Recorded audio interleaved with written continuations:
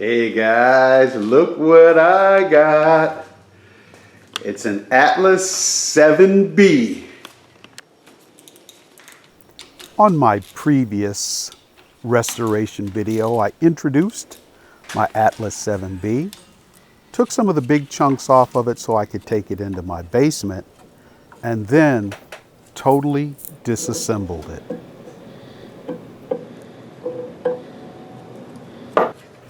And now on this episode, it's time to get off years and years of gunk, grease, and dirt, and then strip the paint off.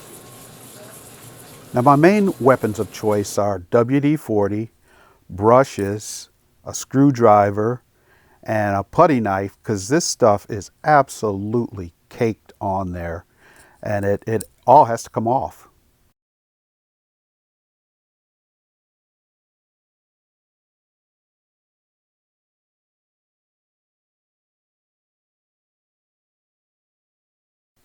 On my last episode, I shared an aviation story, and it was well received, so I think I'll share another one.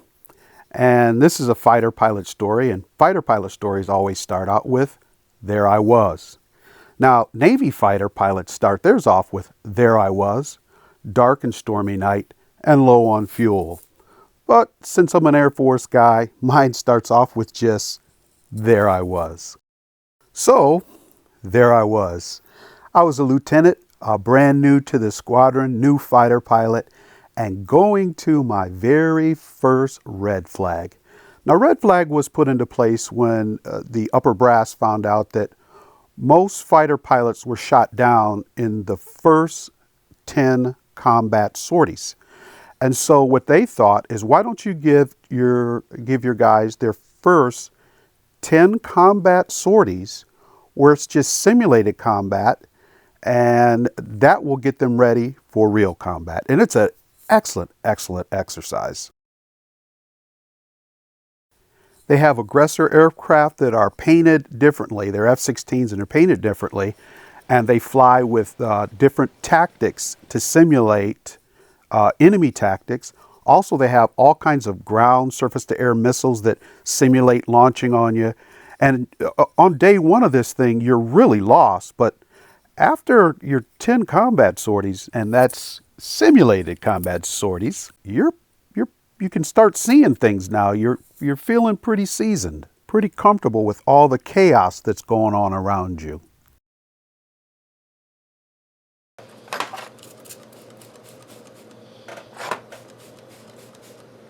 So the day one flying of red flag is you're just flying around the area. They show you the boundaries, where the targets are, and there are 2 no-fly areas they show you that you never want to break that airspace, or bad things can happen. And it's not like bad things like getting shot down. It's bad things like you're going home on a Greyhound bus. You don't get to fly.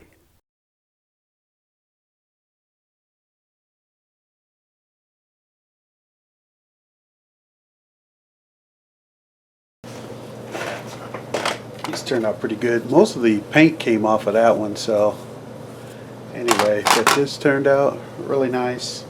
I might try to re-knurl that. And this one, I was going to wire wheel it like I did these other ones. These wire wheel gets it nice and clean. But it's going to take off that little dimpling on there, so I'm not sure if I'm going to do that or not. Okay, but it is clean. It's clean.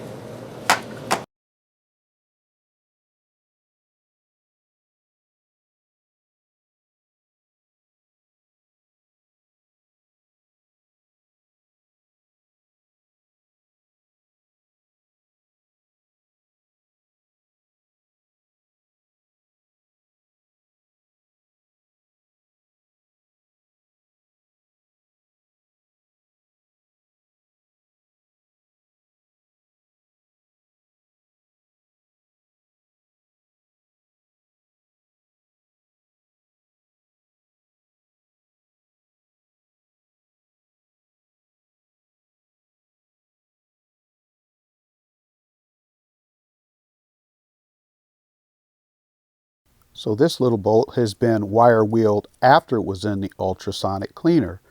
I used the ultrasonic cleaner with a little mineral spirits, and I just stuck it in this cup, let it get warm, and did it right in there, and it cleaned it pretty well. Now it cleans it well, but it doesn't shine it. So once it's clean and degreased, I take it over to the wire wheel, and then it starts shining.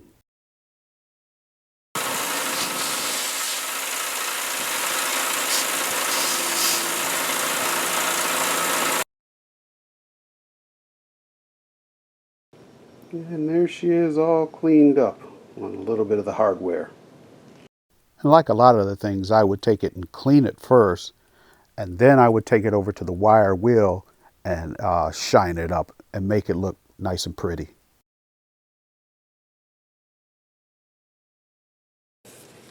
After a little bit of wire wheeling. So enough of this boring cleaning stuff and back to my exciting story. So we're at Red Flag and flying the F-16. It's a multi-role airplane, which means we can do air-to-air and air-to-ground. And at that time, this is late 80s, early 90s, we were mainly tasked with doing air-to-ground. And the reason for that is the F-15s were dedicated air-to-air only airplane. So they would do the air-to-air and we would do the air-to-ground. However, because we were so good at air-to-air, we could protect ourselves. If we were jumped by the bad guys, we could protect ourselves.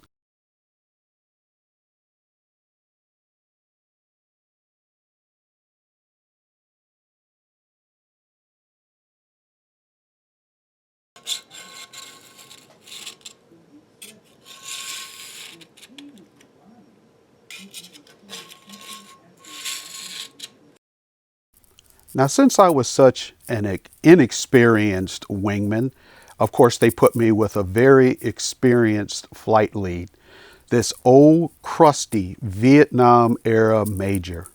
Excellent fighter pilot. No nonsense dude, though. Now, being a lieutenant, you're actually bulletproof. And what I mean by that is you can do a lot of mistakes as a lieutenant. And it's basically no harm, no foul because you're so inexperienced.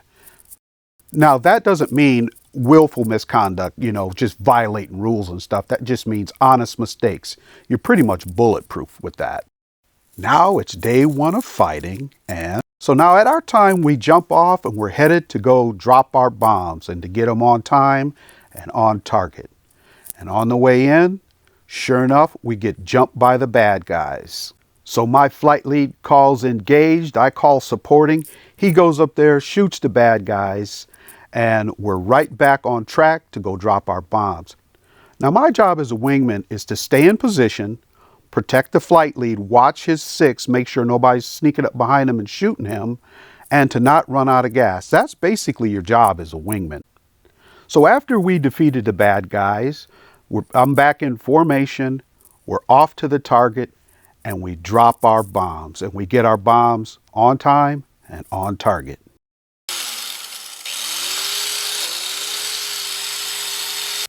So now that our bombs are away, that's half the problem.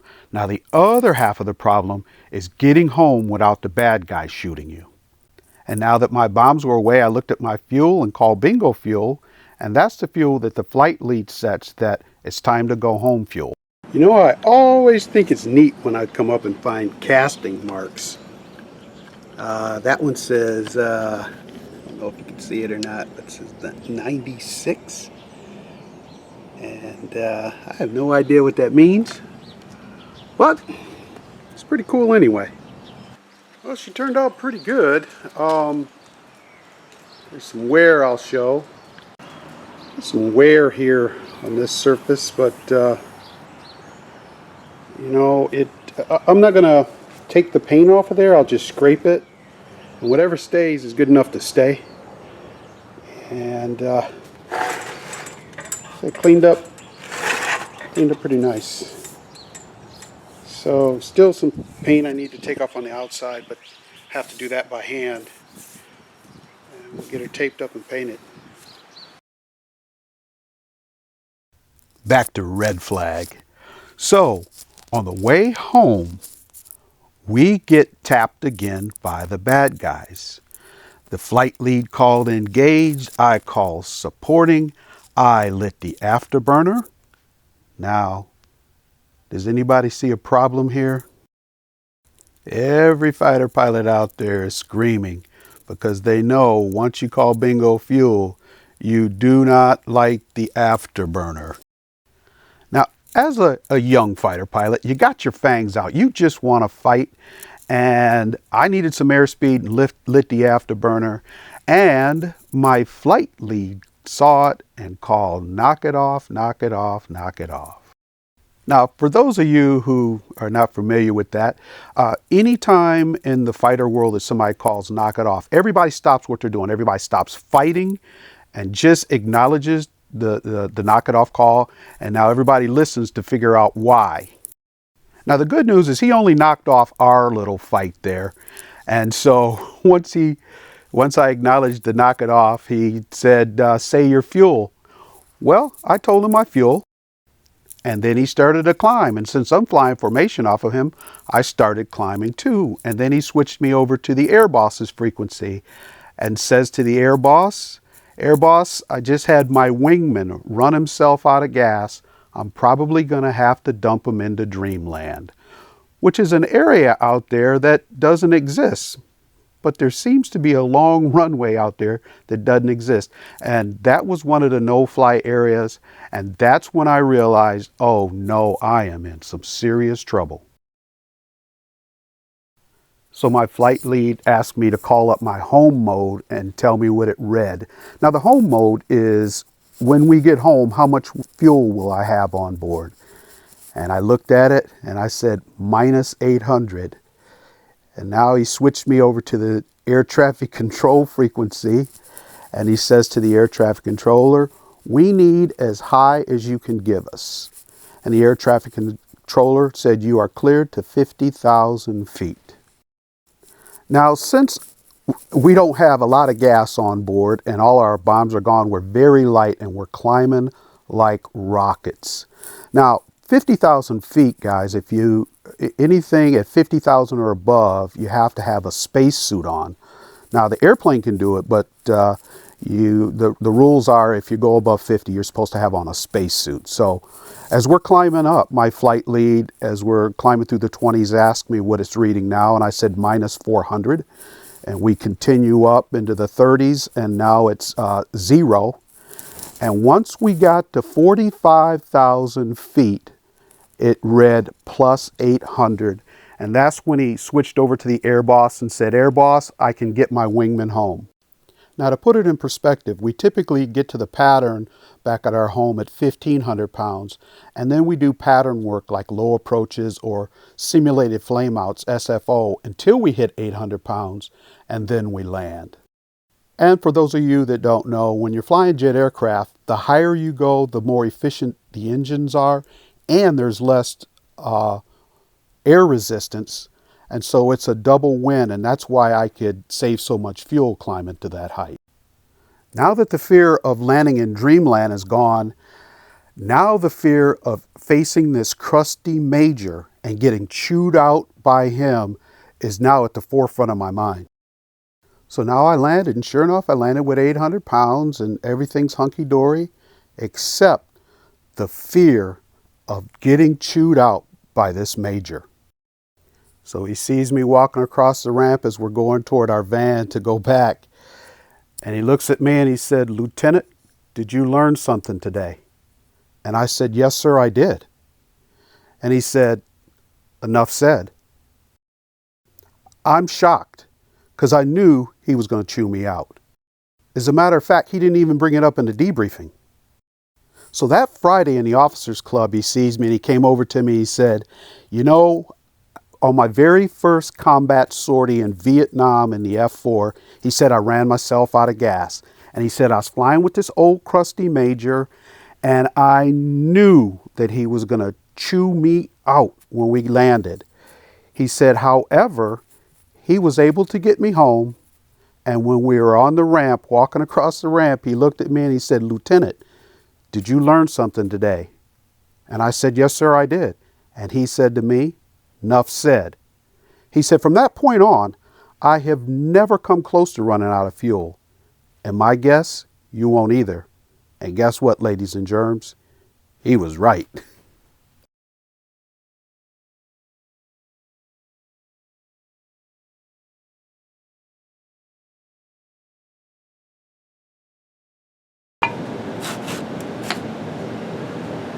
Just need to take it out and wire wheel it, and then use some mineral spirits or something to clean it off.